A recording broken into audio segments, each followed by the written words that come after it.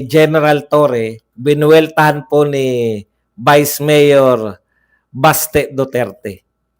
I respect his opinion, sabi po to ni Torre, and rewind lang ng kaunti sa termino ng tatay niya kung sino ang Chief PNP, okay? So ano ang rango ng unang Chief PNP at ano ang rango ko bago ako naging Chief PNP? So it really goes back to him. Binalikan po ni Torre. Kasi sabi ni Baste, ang dami niyang tinalunan di ba? The first PNP chief of his father is a 1-star na naging automatic 4-star. Did he ask that? Did he question that? Ito po ang buwelta ni Mayor Baste. Let me just point out the difference. Si Bato, kung lumaktaw man siya ng posisyon, it was to fight drugs and criminality. Si Torre lumaktaw ng posisyon because he is there to persecute those who are against drugs and criminality. So what does that say about this administration? Kulang na kung sabihin mo na you are promoting drugs and criminality and you are grooming pushers and narco politicians. So back to you, Torre. Sasagutin pa kaya yan ni General Torre? Sasagutin na, parehong dabaweng yan, parehong matapang yung mga yan.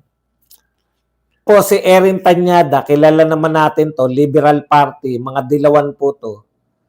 Nagre-react po, no? Mga ipokrito tong dilawan pero sagutin po natin ang kanilang kaipokritohan. Sinasabi ng kanilang mga troll, hindi nakakain ng impeachment. Okay, Erin Tanyada. Alam mo, hindi po troll ang nagsabi niyan. Si Senator Bongo. Pati ba naman Senator Bongo, number 1 nung nagdaang eleksyon? Tatawagin mo na ring troll? Hindi po troll si Senador Bongo. No? Unang-una. Dahil siya nagsabi niyan, hindi nakakain ng impeachment. Okay, tuloy natin ang pagbabasa. Sinasabi ng kanilang mga troll hindi nakakain ng impeachment, pero ito ang dapat nating itugon. Hindi nakakain ng katiwalian. Hindi nakakain ng pagsisinungaling. Kung may nagnakaw sa pera ng taong bayan, kailangan silang panagutin. Okay. Okay yan, walang problema. Meron na kayong sinampang impeachment, di ba? Kasama kayo dyan, Liberal Party. Kasama ni si Laila de Lima sa mga mag-uusig. Walang problema dyan. Ang tanong namin ganito, may reklamo na kay BP Inday, magkano yung perang pinag-uusapan? Wala pa 1 bilyon. Yeah? Walang 1 bilyon yan. Katiwalian, ano yung sinasabi nyo? Kung may nagnakaw sa pera ng taong bayan, kailangan silang panagutin. Hindi nakakain ng katiwalian, hindi nakakain ng pagsinungaling. Kung may nagnakaw sa pera ng taong bayan, kailangan panagutin. May narinig ba man lang kami sa inyo na salita lang walang aksyon? Naringgan ba namin kayo na kinwestiyon nyo man lang ang tungkol sa Maharlika Fund, sa confidential fund ni Pangulong Marcos, sa mga binentang ginto, sa inilipat na PhilHealth? Narinig ka ba namin, Erin at Tanyada?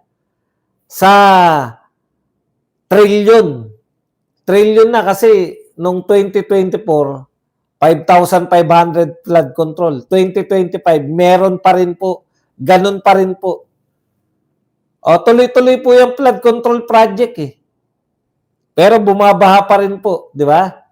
Isang araw lang, ilang oras lang pong umulan, baha na po sa Kamaynilaan. Nasa ng flood control?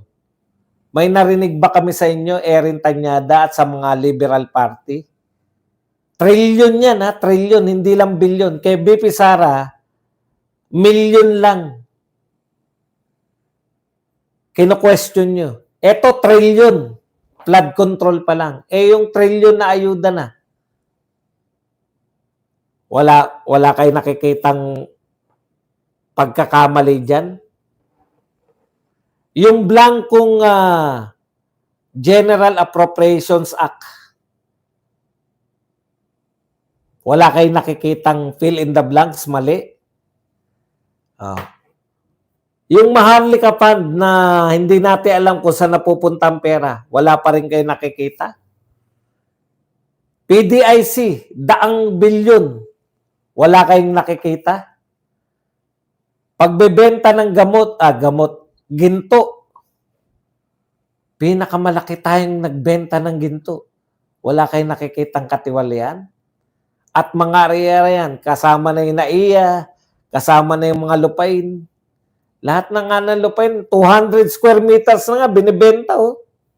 Ganun na kaliit yung binibenta ni Recto. Wala kayo nakitang katiwalian. Ganun kayo ka-epokrito. Okay naman yan. Kinasuhan nyo na nga si BP Sara, dakdak pa rin kayo ng dakdak. Ang tanong namin, dumadakdak, wag ng kaso ha. Hindi namin kayo inaasahang kasuhan si Marcos. Kakampi nyo yan eh. Ganyan kayo mga dilawan, di ba? Pagkakampi nyo, walang kaso.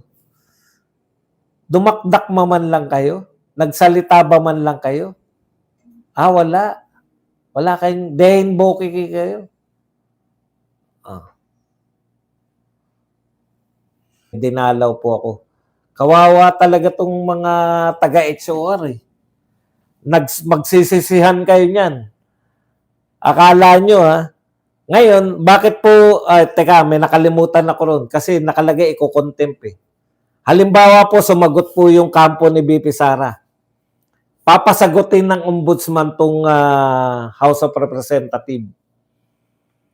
Pag sinabi ng House of Representatives, ayon kay Martires, pag sinabi nila ayaw namin sagutin yan dahil hindi naman kami nagreklamo.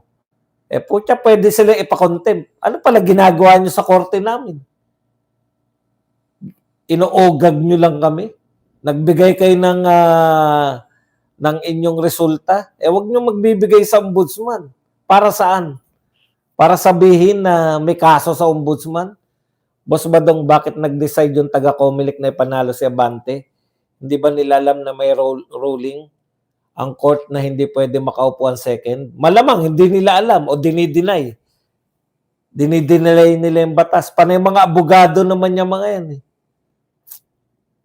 Ang linaw po yun eh. Mas makapangyarihan po sa tao ang saligang batas.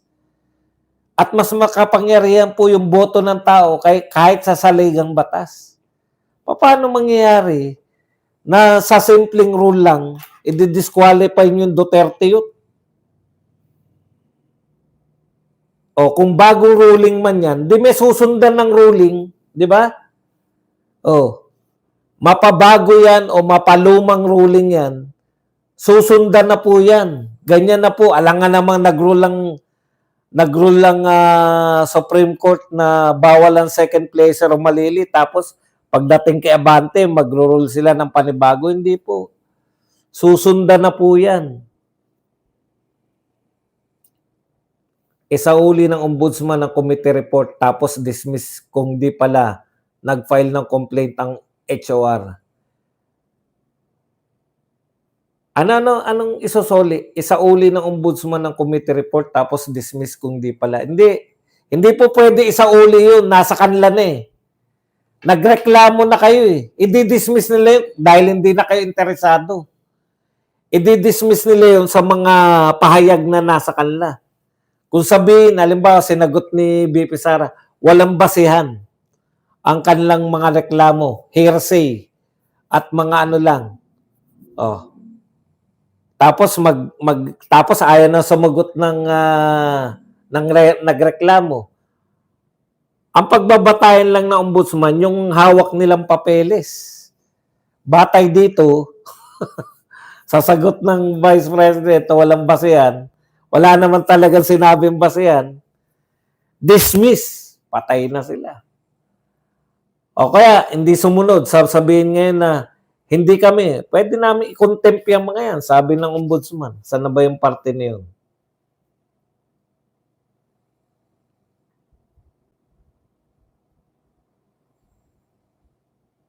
Kasi may complainant na eh, sila eh, di ba? Okay. So, pag nagpasa ka pala ng committee report, complaint na pala yun. Ako din naguluhan ako dyan eh. Kasi nababasa ko na nagpasa lang ng committee report si Senator Amy. Bakit sinasabi na nag-complaint na si Senator Amy? Yung pala ganun ibig sabihin nun. Once nagpasa ka sa ombudsman, te-treat nila yon na complaint. Ayan, no? Nanggaling sa kanila detalyadong offenses that were allegedly committed by Vice President and some of the employees and officers of DepEd and the Office of the Vice President. Committee report was treated as complaint. Wala naman kaming pinagkaiba sa piskalya sa Public Prosecutor's Office. Kapag nag-file ka ng reklamo, ikaw ang nagreklamo at hindi yung piskal. Di ba?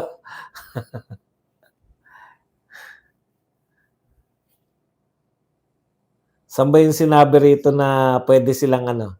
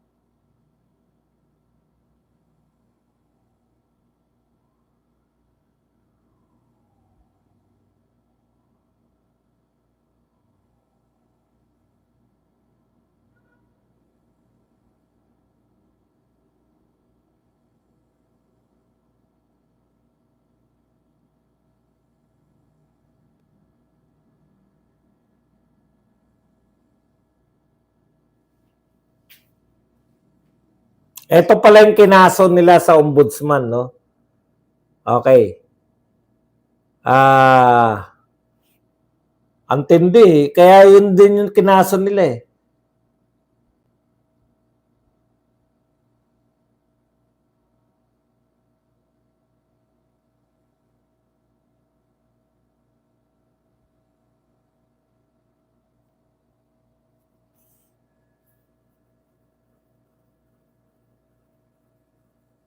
So ayon po kay Martires, pag hindi po sila sumunod, pag inutusan uli sila ng ombudsman na sagutin at hindi sila sumagot, pwede silang ipakontempt. Kasi sila nagreklamo tapos hindi sila sasagot. Ite-treat nila na hindi sila nagrereklamo, yari sila sa ombudsman. Lalong magagalit ang ombudsman sa kanila.